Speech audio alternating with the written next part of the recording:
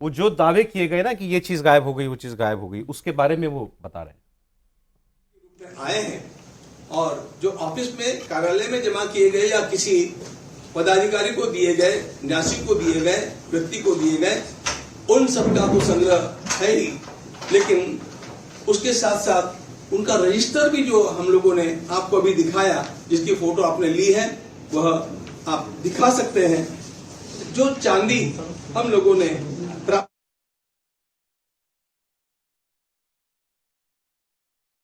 ये अनुभवी लोगों की कमेटी ये काम करेगी। आप कह रहे हैं कि जो इस्तीफा दिया गया था वो जो मेंबर हैं उनके पास वो अपने आप स्वीकृत मान लिया जाता है, तो क्या जो ट्रस्ट के मेंबर हैं उनकी नजर में वो निर्दोष भी हैं, क्योंकि कई सारे आरोप लगे उनके ऊपर और जो स्थायी न्यासी हैं उनके ऊपर है। देखिए, मैं चंपतराय जी के बारे में बोल सकता हूं। माननीय चंपतराय जी को मैं 32 वर्षों से जानता हूं और उनकी भूल यही है कि उन्होंने अपने समीप के लोगों पर अति विश्वास किया। उनका चरित्र, उनका जीवन, उनका त्याग, उनकी तपस्या, राम जन्मभूमि का आंदोलन कभी कोई नहीं जानता था, तब से यहाँ पर बैठ करके उन्होंने इस काम को गति दी है। इसलिए उनके त्यागपूर्ण जीवन का हम लोग कभी भी अनादर नहीं करते हैं, इस बात को ध्यान में लीजिएगा। हम तो उनके लिए अत्यंत आदर की भावना रखते हैं। बस इतना ही है कि जब अपने साथ का व्यक्ति गलती करता है तो उसकी छाया अपने ऊपर भी आ जाती है। किसी साथी के द्वारा की गई गलती की अवहेलना करने की हम लोगों की भूल हो जाती है, उस प्रकार की भूल उनकी अवश्य हुई है। इतने वर्षों तक वे ऐसे पापियों को अपने साथ कैसे रख सकें और किस प्रकार उनकी इन सारी बातों का षड्यंत्र उनके ध्यान में नहीं आया, यह अनाकलनीय है। वे मेरी दृष्टि में निष्कलंक है, वे अपराधी नहीं है, लेकिन असावधानी की भूल उनके द्वारा हुई है। एसआईटी का कोई जिक्र मीटिंग में हुआ सर? क्या एसआईटी से आप लोग सहमत? एसआईटी का संपूर्ण वाचन उसमें हुआ, लेकिन वह केवल हमारे आकलन के लिए था, किसी प्रकार की कमेंट करने के लिए नहीं था। ईडी सीबीआई की भी कोई भूमिका इस केस में देखेगा कि इतना बड़े लेवल पे क्या, और ये क्या सिर्फ इन्हीं 8 लोगों तक है या इसके पीछे कोई साजिश भी आप देखते हैं? इसके पीछे ये सब जो हो रहा है, इसके पीछे आपको साजिश तो इतने से ध्यान में आनी चाहिए कि जिन लोगों ने कभी राम का नाम नहीं लिया, राम का विश्वास नहीं किया, राम भक्ति जिनकी पीढ़ियों में कभी हुई नहीं, ऐसे लोगों को राम भक्ति उभर करके आ गई। कार सेवकों पर गोलियां चलाने वाले अचानक राम भक्त बन गए और जालीदार टोपी पहन करके और केवल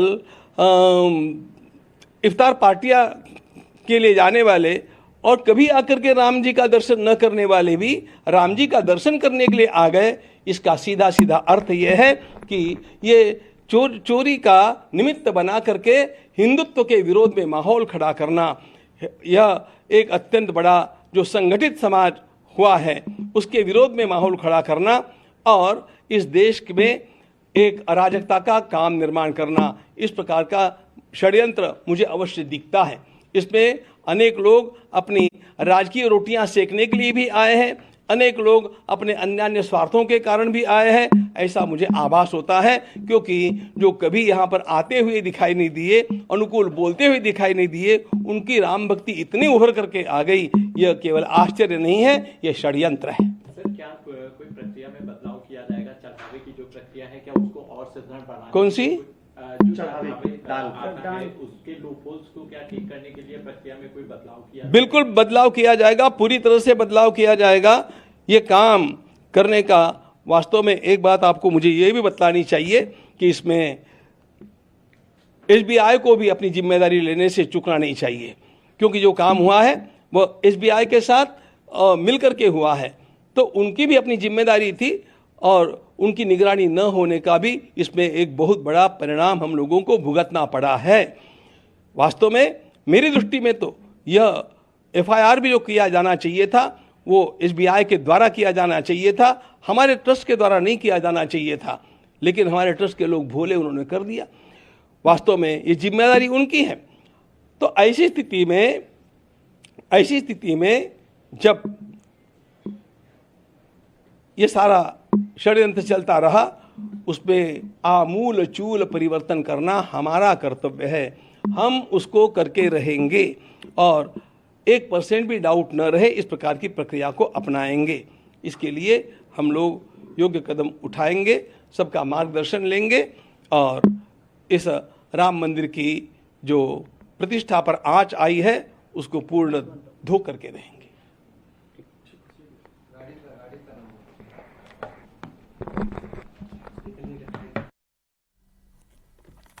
चलिए, गोविंद गिरी जी वहां पर तमाम सवालों के जवाब देते हुए उन्होंने सीधा कहा कि चंपत राय की सबसे बड़ी गलती जो थी वो सिर्फ अपने करीबियों पे अत्यंत भरोसा करना, और जब कोई आपका भरोसेमंद, आपका साथी कुछ गलत करता है तो उसका जो छाया है वो आप पर भी पड़ती है। चंपत राय के चरित्र पर शक नहीं। उन्होंने कहा कि 32 साल से ज्यादा वक्त से मैं उन्हें जानता हूं, उन्हें करीबी से मैं पहचानता हूं, और उनका कहना है कि उनके चरित्र पर, उनकी निष्ठा पर, उनकी ईमानदारी पर कोई शक नहीं है। दरअसल गलती चंपत राय की वो सिर्फ इतनी बता रहे हैं कि उन्होंने भरोसा किया और उनके करीबियों ने विश्वासघात किया, उनके करीबियों ने गलती की। उस गलती की आंच जिसे कहते हैं वो चंपत राय तक भी आई है। तो यानी एक तरह से ट्रस्ट जो है चंपत राय को एक बार फिर क्लीन चिट दे रहा है।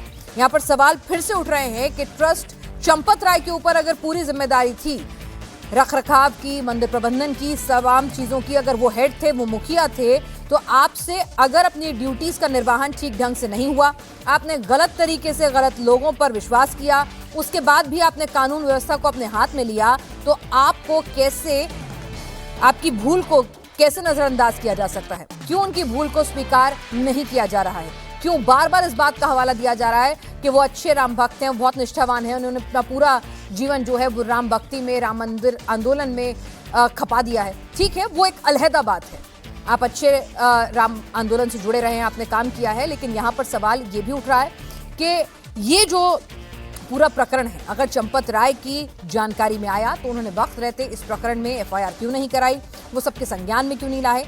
लेकिन गोविंद गिरी जी यहाँ पर उन्हें सीधे सीधे एक तरह से क्लीन चिट देते हुए नजर आ रहे हैं। कम से कम उन्होंने अपने तौर पर कहा कि मैं चंपत राय के बारे में, हालांकि उन्होंने अनिल मिश्रा का नाम नहीं लिया, जो बड़ा कंठा हार भगवान के लिए आया, वह भी यहाँ पर आप देखेंगे। जिन पादुकाओं की बातें चली है, जिन पर भगवान के चरण चिन्ह अंकित है, ये पादुकाएं भी यहाँ पर हैं। ये सारे हमने केवल नमूने के रूप में जो वस्तुएं चर्चा में आई उन्हीं को यहाँ पर लाया है। ऐसी सारी 2800 वस्तुओं का पूरा संग्रह हम लोगों के पास सुरक्षित है। इसलिए किसी प्रकार के बवाल को निर्माण करने की आवश्यकता नहीं, किसी अफवाह का विश्वास करने की आवश्यकता नहीं। यदि किसी दानदाता को स्वयं को ऐसे लगता है कि मुझे मेरी कुछ वस्तु देखनी है, तो वह प्रमाण दे करके आकर के उस वस्तु का अवलोकन कर सकता है। यह हम लोग आप लोगों के लिए केवल उनमें से, क्योंकि वो बड़ा संग्रह है, यहाँ पर 5 महत्वपूर्ण वस्तुएं जिनकी चर्चा है, आपके अवलोकन के लिए ले आए। तो गोविंद देवगिरी जी महाराज, वहां पर कृष्ण मोहन जी, जिन्हें अभी जिसे कहें कि कार्यवाहक जिम्मेदारी जो है चंपत राय की वो दी गई है टेम्पररी, जब तक वो फाइनल नियुक्तियां नहीं हो जाती, तो बता रहे हैं कि 2800 चीजें जो भक्तगणों ने दी हैं, जिनको लेकर तरह तरह की बातें हो रही हैं, वो हमारे पास, हमारे स्ट्रॉन्ग रूम में, स्टोर रूम में सुरक्षित हैं हमारे पास। और अभी हम आपके सामने 5 वस्तुएं लेकर आए हैं, जिसमें सोने की रामचरितमानस भी है, जिसमें काकभूषणी है, रामलला को चढ़ा हुआ हार, चरण पादुकाएं, ये तमाम चीजें वो सामने लेकर आए हैं। उनका कहना है कि ये चीजें हम आपके सामने रख रहे हैं क्योंकि मीडिया में विपक्ष के तौर पर कई सवाल जो हैं इन वस्तुओं को लेकर उठाए गए, कई लोगों के बयान भी आए हैं। तो उन्होंने कहा कि 2800 चीजें हैं, सेफ एंड सिक्योर हैं, डेटा रिकॉर्ड सब कुछ मौजूद है। अगर किसी भक्त को लगता है कि उसकी दी हुई दान की वस्तु का उन्हें रसीद नहीं मिला है, उनकी वस्तु उन्हें संशय है कि सही ढंग से रखी गई है कि नहीं, तो आप एक काम करें कि आप ट्रस्ट के कार्यालय आइए, वक्त लीजिए और वहां पर जाकर आप उन वस्तुओं को देखिए, और सिर्फ उन्हीं लोगों को दिखाया जाएगा जिनके पास अथॉरिटी, यानी कि पहले आप सबूत दीजिए कि आपने रामलला को ये चढ़ावा चढ़ाया था। रसीद आपको नहीं मिली थी, लेकिन चढ़ावा आपने चढ़ाया था, इसका सबूत आपको देना है ना। ट्रस्ट ने आपको रसीद नहीं दी, उसकी कोई गलती नहीं है, लेकिन जो चढ़ावा आपने चढ़ाया था, आप जाके वहां बताइए कि हाँ आप अथॉरिटी हैं ये चेक करने के, और उसके बाद ट्रस्ट आपको सामान दिखा देगी। अब सवाल ये उठता है भाई 2800 चीजें हैं, तस्वीरें जारी कर देते 2800 चीजों की, रिकॉर्ड बना देते। आपने कहा कि हमने तो सारा रिकॉर्ड मेंटेन करके रखा हुआ है, तो फिर आप वो रिकॉर्ड सामने मीडिया के सामने रिलीज कर देते। पर आपने ऐसा नहीं किया, सिर्फ आप 5 चीजें लेकर आए हैं। तो अभी भी भक्तों की जिम्मेदारी बनती है कि आप जाइए, ये सबूत दीजिए कि आपने रामलला को ये चीजें अर्पण की हैं, और उसके बाद रसीद नहीं भी मिली है तो भी फिर उसके बाद ट्रस्ट जांच परखेगा कि you are the right authority, और उसके बाद आपको वो चीजें दिखा देगा। लेकिन हाँ, यहाँ पर ये ट्रस्ट ने इतना जरूर किया है कि ये जो तमाम सवाल थे कि ये चीज, ये आभूषण, ये रत्न, ये मिसिंग हो गया है, तो उसको लेकर ट्रस्ट ने ये क्लैरिटी जरूर दी है कि 2800 चीजें हैं हमारे स्ट्रांग रूम में, हमारे स्टोर रूम में, वहां पर सुरक्षित है, उनका हिसाब किताब सब कुछ है। हालांकि सवाल पूछने वाले पूछ सकते हैं और पूछेंगे भी कि आप 5 वस्तुएं लेकर आए हैं, सबका हिसाब किताब दे देते, भक्तों के ऊपर आप ये जिम्मेदारी क्यों डाल रहे हैं जिनको रसीद नहीं मिली कि वो पहले प्रूव करें कि मेरा सामान है, मैंने रामलला को चढ़ाया था, और उसके बाद ही मुझे दिखाएंगे। बहरहाल यहाँ पर जिस तरह से इस पूरे प्रकरण के अंदर एक तरफ आप कह रहे हैं कि हम शर्मिंदा हैं, लज्जा हुई है, गलत हुआ है, काम ठीक से नहीं हुआ है, लापरवाही हुई है, सब कुछ कह रहे हैं, सब कुछ मान रहे हैं, चोरी हुई है, राम भक्त आहत हैं, हमें इसको रेक्टिफाई करना है, सजा मिलनी है, सब चीजें आप कह रहे हैं। लेकिन अब सवाल ये है कि आपको जब सब कुछ आपको स्वीकार्य है कि चोरी भी हुई है, गलती भी हुई है, लापरवाही भी हुई है, गलत लोगों पर भरोसा भी किया गया है, तो फिर जिन लोगों पर यह जिम्मेदारी थी, जिसमें ट्रस्ट के सभी सदस्य शामिल हैं, आप पदेन सदस्य नहीं हैं, आप एक्टिव सदस्य हैं, आप अयोध्या में रहकर काम कर रहे हैं, बाहर रहकर काम कर रहे हैं, आप कितनी बार आते हैं, कितनी बार नहीं आते हैं, आपने अगर एक पद लिया हुआ है, वो पद सिर्फ एक पद नहीं है, वो एक डेजिग्नेशन नहीं है, वो अपने साथ कई रिस्पॉन्सिबिलिटीज लेकर आता है। तो आपने उन रिस्पॉन्सिबिलिटीज का निर्वहन नहीं किया तो कलेक्टिव रूप से कहीं ना कहीं सवालों के घेरे में पूरा ट्रस्ट आएगा, और उसके साथ ही साथ वो तमाम लोग भी आएंगे जिनकी मूलतः जिम्मेदारी थी कि भाई ठीक है, ये बाकी लोग सदस्य हैं, लेकिन जो डे टू डे एक्टिविटीज हैं, कामकाज है, पैसों का लेन देन है, सिग्नेटरी अथॉरिटीज हैं, अपॉइंटिंग अथॉरिटीज हैं, तो वो जो लोग हैं तो कम से कम सीधे कड़े सवाल तो सबसे पहले उन्हीं से पूछे जाएंगे, जिसमें चंपत राय, अनिल मिश्रा का नाम आता है। गोपाल राव की बात करें, कई लोग ये कह रहे हैं कि भाई गोपाल राव का जिक्र भी नहीं किया ट्रस्ट ने आज, तो ऐसे में वो क्यों थे वहां पर? आज भी वो राम मंदिर पहुंच गए, फिर बाद में उनको वापस रास्ता दिखाया गया कि देखिए आपका कोई काम नहीं है, ट्रस्ट की बैठक है, आप ट्रस्ट के सदस्य नहीं हैं, तो उनकी भूमिका को लेकर भी सवाल है। तो यहाँ पर गोविंद देव गिरी जी ने कहा कि भाई चंपत राय जी, अनिल मिश्रा का नाम नहीं लिया, चंपत राय जी उन्होंने जरूर कहा कि भाई मैं उन्हें इतने सालों से जानता हूँ, करीब से समझता हूँ, और ये जो पूरा मामला है इसमें चंपत राय की गलती सिर्फ इतना है कि उन्होंने कुछ लोगों पर भरोसा किया, लोगों ने उनका भरोसा तोड़ा, वो लोग पापी निकले, विश्वासघात किया, और उन लोगों की गलती की आंच चंपत राय तक भी आएगी। भाई आपने गलत लोगों का चुनाव किया, आपने गलत लोगों पर भरोसा किया, जब मामला आपके संज्ञान में आया तब आपने अपना आपत्ति दर्ज नहीं कराई, तो सीधे सीधे आप की गलतियां तो है ना, आपको ये क्लीन चिट देना, आपने पहले बहुत अच्छा काम किया है इतिहास में, इसका मतलब ये नहीं है ना कि 40 साल तक आपने बहुत अच्छा काम किया है, बहुत सेवा की है, तो अभी 41वें साल में जाके जो आपकी गलती हो जाएगी उसे नजरअंदाज कर दिया जाएगा, कहीं ना कहीं वो गलती सामने आएगी। लेकिन यहाँ पे गोविंद देव गिरी जी और ट्रस्ट ने कहा कि जी बहुत अच्छा काम किया, बहुत सेवा, बहुत समर्पण, हाँ किसी और ने गलती की, उसकी आंच उन तक भी आ रही है। इस्तीफे की बात उन्होंने कहा कि भाई हमारा जो कॉन्स्टिट्यूशन जो कहता है, जो हमारे ट्रस्ट के लिखित कानून है उसके मुताबिक कहीं भी इस्तीफा जो है उसको कोई वोटिंग नहीं होती है, कोई ऐसा क्लॉज ही नहीं है। वो कह रहे हैं उन्होंने ही बताया हमें कि देखिए अब तो हमने दे दिया और आपको मंजूर करना ही होगा, विकल्प ही नहीं है। तो इतने दिन तक इस बैठक का इंतजार क्यों? कहीं उसी दिन जब आपने बताया था एक ट्रस्ट की तरफ से गोविंद देव गिरी जी की का ही हस्ताक्षर था उसमें नीचे, उन्होंने जो पूरी की पूरी डिटेल दी थी, तो फिर उसमें ही आपने क्यों नहीं लिख दिया था कि विद इमीडिएट इफेक्ट हम इस इस्तीफे को स्वीकार करते हैं? आज की बैठक का क्या औचित्य था? रुचि जी, बैठक पूरे देश ने सुनी, सबको इंतजार था, हर राम भक्त को, विपक्ष को, सबको। इस बैठक को सुनने के बाद आपको क्या लगा? वाकई में कड़ी कार्रवाई या फिर बस जैसा कि एंटिसिपेशन था वही सब कुछ हुआ है? देखिए, कड़ी कार्रवाई तो पिनाज नहीं कह सकते हैं, क्योंकि एक तरफ वो ये कह रहे थे कि हाँ वहाँ पे गड़बड़ी हुई और दुख हुआ, कष्ट पहुँचा सबको। दूसरी तरफ उन्होंने जब चंपत राय के इस्तीफे का ऐलान किया तो चंपत राय के बारे में उन्होंने बहुत तरह की बातें की, कि बहुत तारीफ़ की कि उनका बहुत लंबा इतिहास रहा है, उनका योगदान रहा है, और परिस्थितियाँ ऐसी हैं कि उनका इस्तीफ़ा लेना पड़ रहा है। तो आप ये नहीं कह सकती हैं कि कोई बहुत स्ट्रिक्ट एक्शन हुआ। ये ज़रूर है कि डॉक्टर अनिल मिश्रा के बारे में कुछ भी नहीं कहा गया, तो इसके माने चंपत राय को लेकर तो सॉफ्ट कॉर्नर है ट्रस्ट का, लेकिन डॉक्टर अनिल मिश्रा से ट्रस्ट में काफ़ी ज़्यादा नाराज़गी है।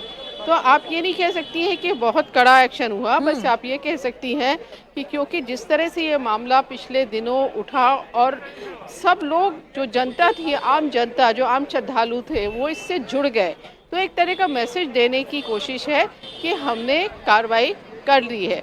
अब आप ये जो ट्रस्ट का वो आएगा, पिनाज आया है, इसमें देखिए बहुत डिटेल भी दिया हुआ है कि जब से चढ़ावा शुरू हुआ है करीब 582 करोड़ रुपया प्राप्त हुआ है चढ़ावे में, जिसमें से 391 करोड़ की राशि इस्तेमाल कर ली गई है। तो कोशिश की गई है कि जो हम लोग कहते थे ना कि ट्रांसपेरेंसी नहीं है, कुछ पता नहीं कि ट्रस्ट में कितना पैसा आ रहा है, चढ़ावे का कितना आ रहा है, कितना खर्च हो रहा है, तो ये सब थोड़ी क्लैरिटी करने की कोशिश की गई है। लेकिन रुचि जी, वही सवाल जो मैंने आपसे कहा कि ये कड़ी कार्रवाई कम, लीपापोती ज्यादा लगती है, तो यहाँ पर जो एंटिसिपेशन था, जो तमाम भक्त जो हैं वो इंतजार कर रहे थे कि भाई ट्रस्ट आएगा, कुछ कड़ी बातें कहेगा, कोई अमाउंट रखेगा, क्योंकि अमाउंट को लेकर भी इतना सारा कंफ्यूजन था, वो बताएंगे भाई। जैसे 2800 वस्तुओं के बारे में उन्होंने कहा कि हमारे पास है, रिकॉर्ड है, 5 दिखाने के लिए भी लेकर आए। भाई बाकी के सारे का रिकॉर्ड भी दिखा देते, मीडिया को एक्सेस दे देते, किसी म्यूजियम की तरह से उसको सब जगह एक डेमो पे रख देते, वो भी कुछ नहीं। उसके बाद आपने प्रेस कॉन्फ्रेंस की जिसमें आपने सिर्फ एजेंसीज को बुलाया, पत्रकारों के सवाल नहीं लिए। फिर उसके बाद आप उसी प्रेस कॉन्फ्रेंस में विरोधाभासी बातें करते हैं कि हाँ, चंपत राय जी से गलती हुई है, कामकाज के तरीके में गलती थी। भाई गलती थी तो कोई तो जिम्मेदारी लेगा।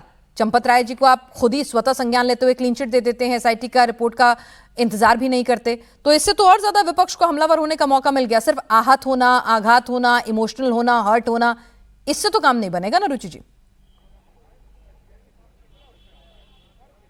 बिल्कुल सही बात है। देखिए, अगर आपको बिल्कुल खुल के बात करनी थी और अगर ट्रस्ट के पास हर सवालों के जवाब थे, तो उनको यहाँ पे बहुत ज़्यादा मीडिया जमा है, पूरे देश का मीडिया यहाँ पे अयोध्या में आज है, तो सारे मीडिया को उनको बुलाना चाहिए था। सिर्फ एजेंसीज को बुलाया तो उसका मतलब यही निकाला जाता है कि एजेंसीज क्योंकि बहुत ज़्यादा सवाल जवाब उनके नहीं होते, क्रॉस क्वेश्चनिंग नहीं करती, तो वो आसान होता है एजेंसीज को बयान देना। अब अगर इतना सारा मीडिया जाता तो जाहिर है बहुत तरह के सवालों के जवाब देने पड़ते ट्रस्ट को, जिससे वो बचता हुआ नजर आया। अब क्यों बच रहा था? अगर सब सवालों के जवाब थे तो क्यों नहीं मीडिया को बुलाया? तो बहुत तरह की, और जिस तरह का सॉफ्ट टोन आपको दिखाई दी चंपत राय के बारे में, तो ये नहीं कह सकते कि बहुत कड़ी कार्रवाई हो गई और जो लोग दोषी थे उनको कोई सजा मिल गई, ये बिल्कुल नहीं कहा जा सकता पिनाज। बस रुचि जी वही ना, कोई क्लैरिटी नहीं दी आपने। आज उनका इस्तीफा नहीं लिया जाता, वही रुचि जी, कोई क्लैरिटी नहीं दी आपने। ये नहीं बताया कि आजीवन सदस्य हैं चंपत राय जी, सदस्यता खत्म होगी या फिर सिर्फ पद छोड़ेंगे। अनिल मिश्रा जी को आपने कोई शब्द ही आपने उनके लिए कुछ नहीं कहा। अगर सॉफ्ट कॉर्नर नहीं दिखाया तो थोड़ा हार्ड स्टैंड ले लेते कि भाई ठीक है, चंपत राय जी नहीं तो अनिल मिश्रा जी थे, वहां कुछ नहीं कहा। गोपाल राव पे आपने कुछ भी नहीं बोला, आपने कोई अमाउंट भी डिस्क्लोज नहीं किया कि भाई हमारे को इतने अमाउंट की जानकारी थी। भाई वहां पे सभी लोग थे ना, एसआईटी में भी क्या हुआ वो भी ब्रीफ दिया होगा। कृष्ण मोहन जी जिन्हें अभी कामकाज सौंपा गया है, उन्होंने एफआईआर दर्ज कराई थी तो किस बिना पे कराई थी, उन्होंने भी ब्रीफ किया होगा ट्रस्ट के सदस्यों को। तो सब लोग उम्मीद कर रहे थे कि ये अफवाहों को आप अंकुश लगाएंगे, आप कुछ तो क्लैरिटी देंगे, कुछ तो बताएंगे।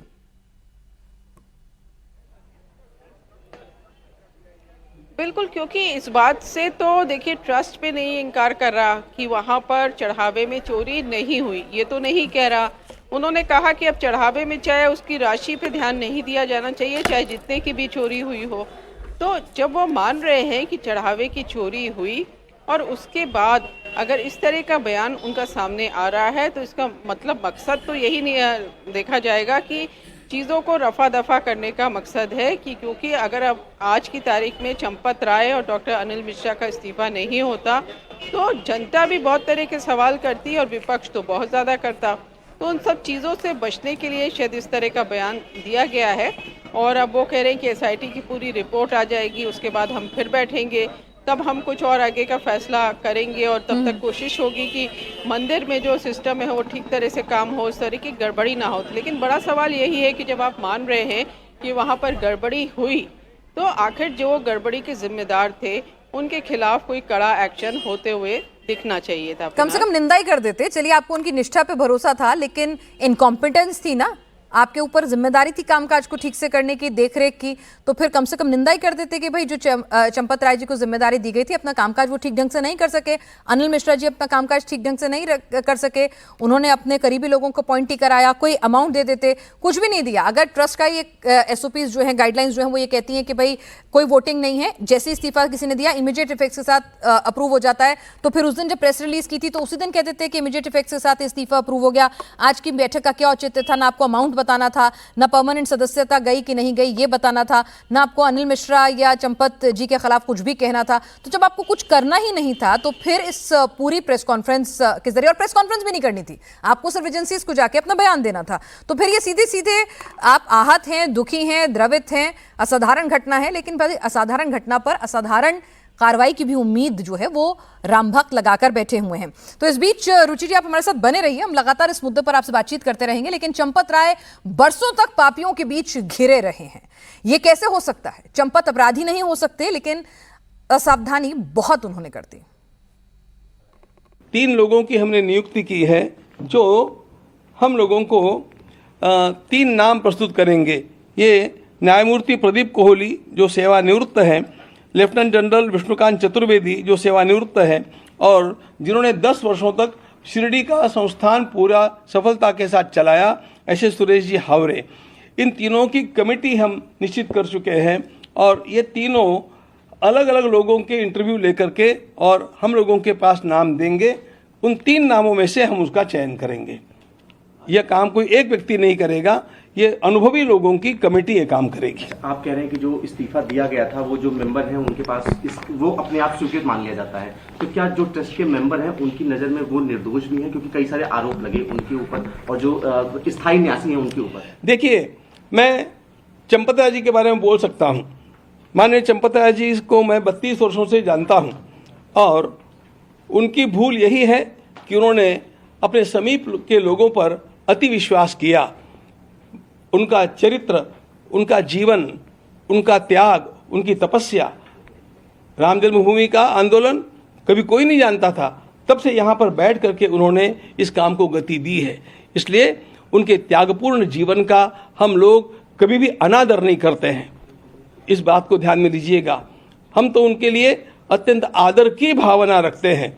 बस इतना ही है कि जब अपने साथ का व्यक्ति गलती करता है तो उसकी छाया अपने ऊपर भी आ जाती है।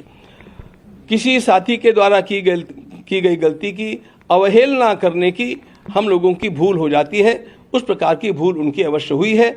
इतने वर्षों तक वे ऐसे पापियों को अपने साथ कैसे रख सकें और किस प्रकार उनकी इन सारी बातों का षड्यंत्र उनके ध्यान में नहीं आया, यह अनाकलनीय है। वे मेरी दृष्टि में निष्कलंक है, वे अपराधी नहीं है, लेकिन असावधानी की भूल उनके द्वारा हुई है।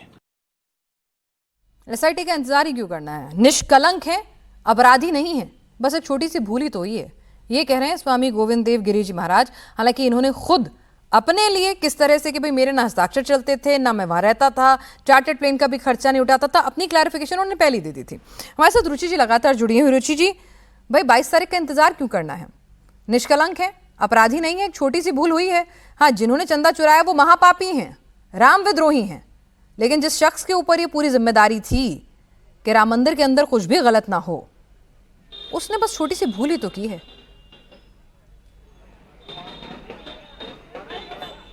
हाँ, और ये भी कह रहे हैं कि वो पापी हैं जिन लोगों ने भूल की है। अब आरोप तो ये भी है कि वो जो पापी जिनको बता रहे हैं, जिन्होंने भूल की है, छोटी सी गलती की है, वो रखे किसने थे, वो किसके आदमी बताए जाते हैं। तो ये सारी चीज़ों के तो जवाब पिनाज देने होंगे ना, कि जो लोग काउंटिंग में लगाए गए वो किसकी सिफारिश से वहाँ रखे गए थे। जब वो हाउसकीपिंग का काम उसमें से बहुत सारे लोग करते थे तो कैसे वो काउंटिंग में लग गए थे, और उनको पाप करने का मौका किसने दिया? ये सवाल का जवाब उनको देना पड़ेगा कि वो पापी थे, साथ में थे, थोड़ी सी उनसे गलती हो गई, सब ठीक है, लेकिन पाप करने का मौका किसने दिया, किसने इतनी छूट दी, किसने आंखें बंद कर ली। तो अगर आपके सामने कुछ, आप ठीक है आप गलत काम नहीं कर रहे हैं, लेकिन अगर आपके सामने गलत काम हो रहा है और आप उसके काम के जिम्मेदार हैं, तो ये क्या कोई गलती नहीं है? इसको आसानी से माफ़ कर देना चाहिए कि आप जानबूझ के आंखें अपनी बंद करके बैठे थे और आपके सामने इतनी चोरी वहाँ पर चल रही थी। जी। तो ये सारे चीज़ों के जवाब अगर हम लोग जाते प्रेस कॉन्फ्रेंस में तो शायद बहुत तरह के सवाल वहाँ पे होते। रुचि जी, चंपत राय जी को मेरे ख्याल से मीडिया के तमाम बंधु, चाहे वो दिल्ली से ताल्लुक रखते हों, लखनऊ से ताल्लुक रखते हों, बहुत करीब से जानते हैं। ऐसा नहीं कि चंपत राय जी को मीडिया मैनेजमेंट से लेकर अगर हम बात करें दीन दुनिया के बारे में, उन्हें अच्छी खासी समझ थी। प्रोफेसर थे, पढ़े लिखे थे, जानते थे कि भाई अगर अपराध छिपाएंगे तो वो भी अपने आप में एक बहुत बड़ा अपराध है। वेल कनेक्टेड थे, राम मंदिर ट्रस्ट के सर्वे सर्वा थे।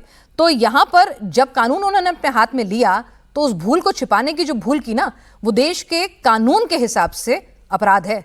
इस पर भी बात करेंगे, लेकिन जरा सुन लेते हैं आज जो ट्रस्ट ने कहा एक एक करके कि ट्रस्ट की सबसे बड़ी शिकायत थी कि इस ट्रस्ट को कि रिकवरी के बाद भी चंपत या बैंक की तरफ से एफआईआर क्यों नहीं करवाई गई। चोरी हुई, चोरी पकड़ी गई, 79 लाख रुपए रिकवर भी हुए, लेकिन एफआईआर तब भी नहीं हुई। ये क्यों छिपाया गया? बदलाव किया जाएगा, पूरी तरह से बदलाव किया जाएगा। ये काम करने का वास्तव में एक बात आपको मुझे ये भी बतलानी चाहिए कि इसमें एसबीआई को भी अपनी जिम्मेदारी लेने से चूकना नहीं चाहिए, क्योंकि जो काम हुआ है वो एसबीआई के साथ मिलकर के हुआ है, तो उनकी भी अपनी जिम्मेदारी थी और उनकी निगरानी न होने का भी इसमें एक बहुत बड़ा परिणाम हम लोगों को भुगतना पड़ा है। वास्तव में मेरी दृष्टि में तो यह एफआईआर भी जो किया जाना चाहिए था वो एसबीआई के द्वारा किया जाना चाहिए था, हमारे ट्रस्ट के द्वारा नहीं किया जाना चाहिए था, लेकिन हमारे ट्रस्ट के लोग भोले, उन्होंने कर दिया। वास्तव में ये जिम्मेदारी उनकी है। तो ऐसी स्थिति में जब ये सारा षड्यंत्र चलता रहा, उसमें आमूल चूल परिवर्तन करना हमारा कर्तव्य है। हम उसको करके रहेंगे और 1% भी डाउट न रहे इस प्रकार की प्रक्रिया को अपनाएंगे। इसके लिए हम लोग योग्य कदम उठाएंगे, सबका मार्गदर्शन लेंगे और इस राम मंदिर की जो प्रतिष्ठा पर आंच आई है उसको पूर्ण धो करके रहेंगे। गलती छिपाना भी अपराध है और गलती को पहले रियलाइज कीजिए, गलती क्या हुई है, तभी आप अपनी गलती दुरुस्त कर सकते हैं। रुचि जी कह तो रहे हैं कि भाई हम सब कुछ जिसे कहते हैं कि इस दाग को धोके रहेंगे, आमूलचूल परिवर्तन करके रहेंगे, पर पहले भाई गलती तो क्लैरिटी से मान लीजिए ना। उसी में कंफ्यूज रहेंगे तो कहां से दुरुस्त करेंगे आप? बिल्कुल, वो एसबीआई को कह रहे हैं, स्टेट बैंक ऑफ इंडिया को, कि एफआईआर उनको करानी चाहिए। ट्रस्ट भोला है, वो कह रहे हैं ट्रस्ट के लोग बेचारे बड़े भोले होते हैं। बनकर ये जो रिकवरी नहीं, लेकिन हम कह रहे हैं ठीक है, स्टेट बैंक ऑफ इंडिया को एफआईआर करानी चाहिए थी, उनकी जिम्मेदारी थी काउंटिंग की, पैसा बैंक पहुंचाने की। लेकिन क्या चंपत राय को पुलिस बनकर ये जो 80 लाख के आसपास उन्होंने पैसा बरामद किया 7 लोगों के पास से, जो 8 गिरफ्तार हुए उनमें से, तो क्या चंपत राय को पुलिस बनना चाहिए था? क्या चंपत राय को जाके घर घर अपने लोगों के साथ छापा मारना चाहिए था? चंपत राय को पुलिस के पास नहीं जाना चाहिए था? तो ये तो उसकी बात है कि स्टेट बैंक ऑफ इंडिया की गलती है, ठीक है, बैंक की भी गलती है, लेकिन बैंक के लोगों से अगर आप बात करेंगे और जो प्राइवेट एजेंसी थी जिसने आउटसोर्स किए थे कर्मचारी, उनका ये कहना था कि जो चंपत राय या डॉक्टर अनिल मिश्रा कह देते थे हम वही कर देते थे। अब जो प्राइवेट एजेंसी है उसको ये डर था कि कॉन्ट्रैक्ट खत्म हो जाएगा, बैंक के लोग भी कुछ ज़्यादा नहीं कर पाते थे। ठीक बात है कि बैंक की बहुत गलती थी, बैंक की जिम्मेदारी थी, लेकिन चंपत राय की भी तो जिम्मेदारी थी ना, कि चंपत राय के आंखों के नीचे, क्योंकि वो मंदिर में रहते थे और जैसा आपने बताया कि आपको भी उनका अनुभव होगा कि बहुत तेज़ थे, ऐसा नहीं है कि कोई चीज़ उनकी आँख के सामने हो रही हो और उनको पता ना चले, और वो भी इतनी ज़्यादा चोरी हो रही हो चढ़ावे की। कहा जा रहा है कि पहले तो और ज़्यादा चोरी हो रही थी चढ़ावे की। तो चंपत राय को आप उनके ये कह सकते हैं कि वो बेईमान नहीं है, उन्होंने अपनी जेब में पैसा नहीं रखा, लेकिन वो अपनी जिम्मेदारी से नहीं बच सकते हैं, उन्होंने आँख बंद करके रखी। ये क्या उनका अपराध बड़ा नहीं है? ये उनका कोई घर नहीं था कि उन्होंने सोचा कि चलो इसको माफ़ कर देते हैं। ये तो राम मंदिर था ना, जिसमें लाखों श्रद्धालुओं का मसला था, उनके चढ़ावे का मसला था। तो आप दिनकर जी की कविता अगर याद करें कि जो तटस्थ हैं समय उनका भी लिखेगा इतिहास, तो जो तटस्थ है उनकी भी तो गलती है ना। तो उनको कैसे आप कह सकते हैं कि वो बहुत भोले हैं? तो ऐसा भोलापन भाई किस काम का कि जिसमें इतना बड़ा घोटाला हो गया, चढ़ावे में चोरी हो गई पिनाक। भाई आप एक तरफ कह रहे हैं चंपत राय जी वो शख्स थे जो राम मंदिर आंदोलन के दौरान अदालतों के भी चक्कर काटे, उन्हें लोगों की मूवमेंट भी किया। राम मंदिर निर्माण जब हो रहा था तो वक्त वक्त पे मीडिया को अगर आके बुला के वो बताते थे कि इतना हो गया, तो उसकी भी पूरी जिम्मेदारी जो है चंपत राय जी निभाते थे उसको कोऑर्डिनेट करने की। प्रोफेसर रहे हैं तो सब कुछ जानते हैं, देश का कानून क्या कहता है, किससे क्या बात करनी है क्या नहीं। तो फिर उनको ये समझ में नहीं आया कि खुद जाके, जैसे रुचि जी कह रही हैं कि खुद पुलिस क्यों बनना था, पुलिस है ना, पुलिस एक कॉल अवे है, तो वो क्यों नहीं किया आपने। तो ये सवाल जो हैं वो उनको निश्चित तौर पर सवालों के घेरे में लाते हैं। और आज एक बार फिर ट्रस्ट की तरफ से उनको कि अपराधी नहीं हैं, निष्कलंक हैं, उनको सीधे सीधे एक तरह से क्लीन चिट दे देना, वेट भी नहीं करना एसआईटी का, और कम से कम यही मान लेते कि इनकॉम्पिटेंस पे ही सवाल उठा देते। ऐसा कुछ ना करना अपने आप में विपक्ष को भी मौका दे रहा है और राम भक्तों को भी मौका दे रहा है कई सवाल फिर से उठाने का। इस बीच कृष्ण मोहन को ट्रस्ट का अंतरिम महासचिव बनाया गया है। आज नए महासचिव ने साफ कह दिया कि प्रबंधन में कमी थी, निगरानी भी सही से नहीं थी, अब व्यवस्था दुरुस्त करेंगे। एक पूरी कमेटी बनाई जाएगी जिसमें 3 लोग होंगे, एक रिटायर्ड जज, एक सेना के रिटायर्ड ऑफिसर और शिरडी संस्थान से जुड़े हुए एक शख्स। आपको बता दें सुरेश आबड़े हैं इसमें, रिटायर्ड जज प्रदीप कोहली हैं और लेफ्टिनेंट जनरल विष्णुकांत चतुर्वेदी, ये 3 नाम हैं। और ये जो है मिलकर एक नए शख्स का चयन करेंगे, उनके इंटरव्यूज लेंगे, उसके बाद ब्रीफ करेंगे ट्रस्ट के समस्त अधिकारियों को। अब इस में कहीं ना कहीं प्रबंधन और संचालन में कुछ कमियां रह गई थी, जिसका फायदा लोगों ने उठाया। तो मेरा ये पहला प्रयत्न होगा कि वो जितनी त्रुटियां, कहीं जहां कहीं भी लूप होल्स हैं, कहीं छूटा हुआ है, उसको सबसे पहले बंद करना। इस प्रकार की पुनरावृत्ति न हो भविष्य में, इसका मैं पूरा प्रयत्न करूंगा। इस जो समाज में बना है माहौल, उसके कारण हमारे न्यास के ऊपर छवि भी थोड़ी धूमिल हुई है। इसके प्रति समाज के मन में एक प्रकार का अविश्वास का भाव जागृत हुआ है। मेरा ये प्रयत्न रहेगा कि हम सभी लोग, न्यासी लोग मिलकर के ये सब, इस जो छवि हमारी धूमिल की गई है उसको दूर करने के लिए जो भी आवश्यक होगा हम अवश्य करेंगे। रुचि जी, साहब कोई से गलती मान लें तो शायद जिसे कहते हैं ना कम शीशा लेदर होती है, लोगों के मन तक डायरेक्ट कनेक्ट भी होती है बात। यहाँ पर खुद कंफ्यूजन देखिए, गोविंद देव गिरी जी कहते हैं कि भाई हम तो बहुत भोले हैं, हमारे लोग भूल हो गई, भरोसा कर लिया, हम बिल्कुल पाक साफ है, हमसे कोई गलती नहीं हुई है। चंपत राय को भी क्लीन चिट दे दी। कल उन्होंने बाकायदा एक पूरा का पूरा लेटर लिख के खुद को भी एक तरह से क्लीन चिट अपने आप बता दिया था कि मेरा कोई लेने देने, ना मेरे साइन चलते हैं, ना मैं आता हूं, ना मैं रहता हूं, सी अपॉइंट किया हुआ है, वो काम कर रहा है, तो खुद को भी दे दी। तो अब यहां पर यह है कि भाई आपको आघात लगा है, असाधारण घटना है, कभी आप कह देते हैं कि भाई षड्यंत्र है, फिर उसके बाद आप कहते हैं गलती नहीं हुई, फिर आप कहते हैं विश्वासघात हुआ, अब आप कह रहे हैं हाँ गलती थी, जिम्मेदारी नहीं मानेंगे। भाई गलती हो गई पर जिम्मेदार कोई नहीं है।